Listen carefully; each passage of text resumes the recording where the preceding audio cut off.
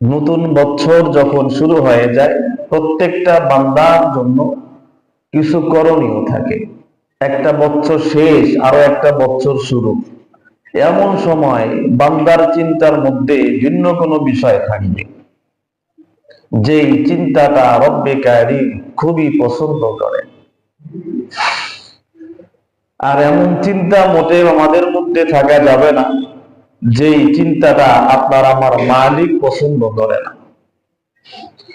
আর মালিক যেই চিন্তাটা পছন্দ করেন না, ওই চিন্তাটা আমাদের মধ্যে থাকা যাবে না।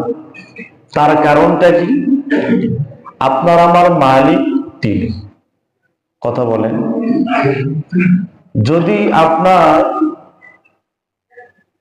আওতাধীনে কিছু মানুষ থাকে, আপনার পারিবারিক হোক, কর্মচারী হোক, যে কোনো লেভেলের মানুষ হোক না কেন, আপনার তত্ত্বাবধানে যদি তারা জীবন যাপন করে, আপনার বিরুদ্ধে আচরণ যদি করে, তাহলে আপনার মনটা একটু খারাপ হয়ে যায় যে আমার এই পরিবারের লোকগুলো আমার তত্ত্বাবধানে জীবন পরিচালনা করছে, এই কর্মচারীগুলো আমার তত্ত্বাবধানেই তারা জীবন পার করছে, আর এই মানুষগুলো আমার বিরুদ্ধে আচরণ করছে, আমার কথা শুনে না, কথা মানে না।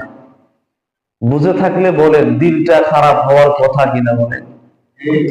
এজন্য আমাদের মালিক তো একমাত্র আল্লাহ তাআলা। এর মধ্যে কোনো সন্দেহ আছে?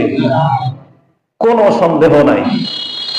প্রিয় হাজিরিন, এ কথা রব্বে কারীম একটা আয়াতের মাধ্যমে জানিয়ে দেন, ওয়ামা খালাকতুল জিন্না ওয়াল ইনসা ইল্লা লিয়াবুদুন। আল্লাহ পাক বলেন, আমি মানুষ এবং জিন জাতি এই দুইটা সম্প্রদায় সৃষ্টি করেছি আমার গোলামি করার জন্য, দাসত্ব করার জন্য। তো প্রিয় হাজিরিন, এই আয়াতের মধ্যে দুইটা বিষয় পাওয়া যায়।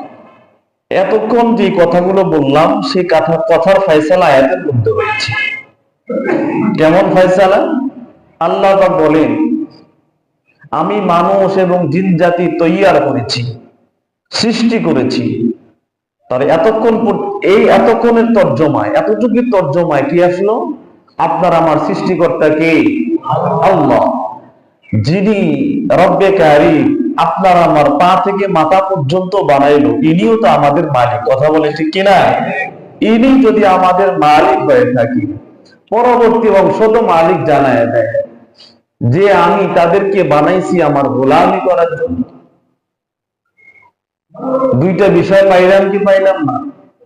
তাকায় দেখেন জাগতিক ভাবে আপনি সমন্বয় পান কিনা, যে আমার পরিবারস্থ যে সমস্ত সদস্যগুলো রয়েছে, এরা আমার তত্ত্বাবধানে জীবনকে পরিচালনা করছে, অথচ আমার বিরুদ্ধে আচরণ করছে। আমার সন্তান আমার কথা শোনে না, আমার বিবি আমার কথা শোনে না, আমার ভাই বেরাদার আমার তত্ত্বাবধানে আছে, এরা আমার কথা শোনে না।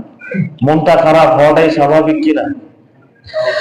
আপনি মাত্র একটু প্রতিনিধিত্ব পালন করছেন এই দুনিয়ার বুকে, আপনার পরিবারস্থ সদস্যগুলো মাত্র প্রতিনিধিত্ব পালন করেছেন। তার হাতও আপনি বানান নাই, পাও আপনি বানান নাই, তার দিলটাও আপনি বানান নাই, তার আপাত মস্তক যে শরীরটা আছে, একটা অঙ্গ প্রত্যঙ্গ পর্যন্ত আপনি বানান নাই, শুধুমাত্র তাদের প্রতিনিধিত্ব পালন করছেন।